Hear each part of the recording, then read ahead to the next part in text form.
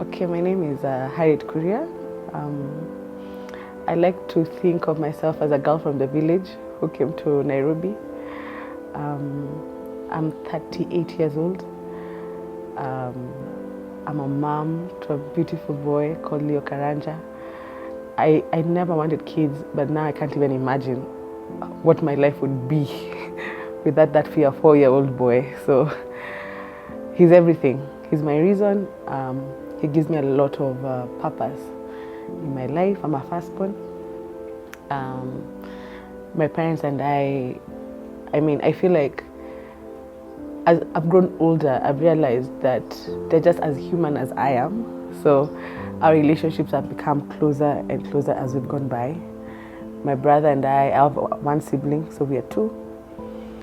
So yeah, I have different pockets of myself.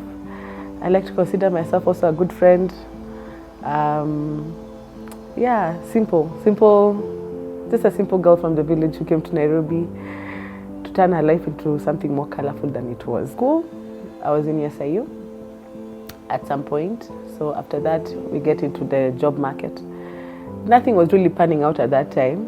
So even as I was getting into the real estate industry, it was more like a pastime, like how you're told, just hold on to this, just do this work as you wait for something else to come up. Because everyone wanted to work in the bank or you work in a law firm, the corporate, quote to quote. So I found myself in that space 15 years ago and I've never left.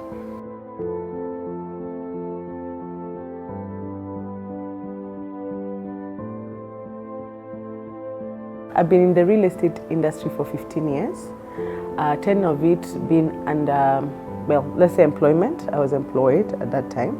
Then maybe let's say 5 to 6 years now doing what I do now as a CEO and co-founder at Southfront Properties. What I love about what we do here or what real estate involves is the impact. I like to change stories. I like to give a different narrative.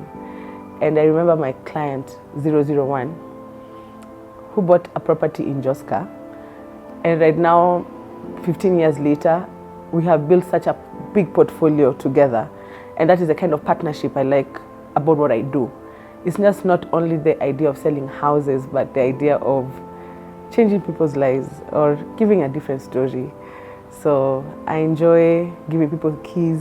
I enjoy allowing young people, or when a young couple comes to me and they're buying their first property, I like to walk people through that kind of experience. And, I like to believe that the idea of meeting people and giving them a solution is also my way of being a preacher in my own world, where we preach hope. A lot of people come, or a lot of people think owning a house or owning a piece of land in Nairobi or anywhere in Kenya is like impossible. But I like the fact that they come here, we break it down, we make it possible, we make dreams come true, because it is possible. As long as you're partnered with the right people, it's possible.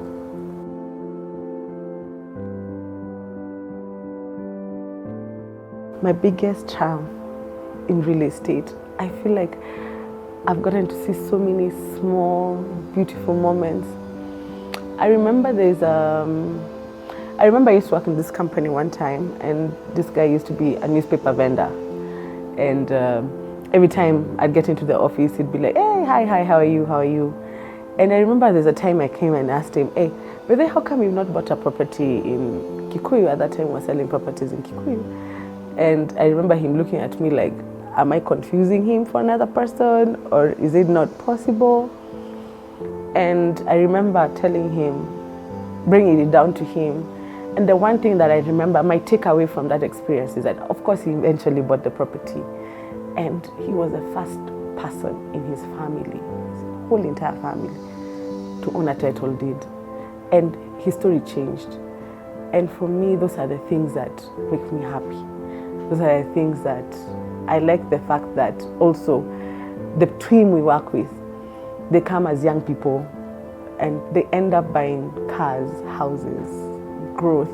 I'm very hooked to growth and purpose, and I feel like in this place, I mean at Southfront, that's one of our mandates.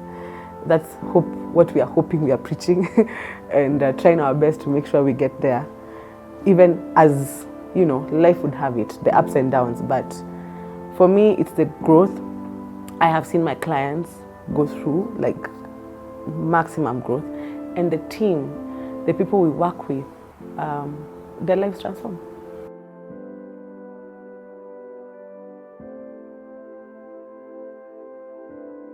To be honest, do I feel like I have regrets or I'm tired of what I do? There are different ways you can answer that question. First of all, I love selling. I mean, I feel like if I can wake up and do what I do every day, I would do it. But there's also the leadership part, and there's also the decision making sometimes that can actually have its days. The days I wake up and I'm like, wow.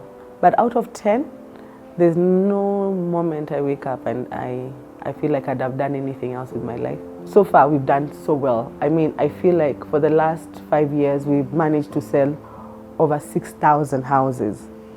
The vision for Southfront, ideally, we want to develop houses now.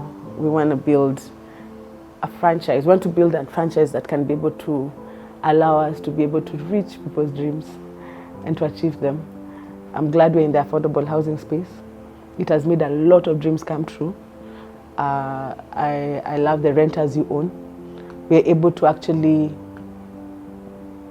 customize our clients' needs to reach, to get to where we want to get. So we are thoughtful, we're intentional, we know where we're going. The vision is very clear. We have the right team. I think we just need to just tighten our belts. Of course, I go an extra mile by saying I pray a lot. And I think because of who God is in my life, I'm able to stand before men. Yeah. You'd imagine that leadership is a natural thing. It's not. It's a lot of learning almost every day. I have surrounded myself, both women and men, with people who have contributed and poured into my life in one way or another, who are willing to share information, who are willing to give information and teach me, but then again, I also have to be intentional about being in a position of being teachable. And that's why I was talking about attitude. And getting a great mentor is something else, but having the right attitude to be mentored is the game changer. So I have intentionally surrounded myself with people who have been ahead of me and people who I'm learning from, because also I acknowledge the fact that it's not easy. It just needs some hand-holding. It needs a lot of hand-holding, not some, a lot of hand-holding. So I rely greatly on that mentorship pillars. I rely greatly on my team. We try to have a very personal, interpersonal relationship with the team here.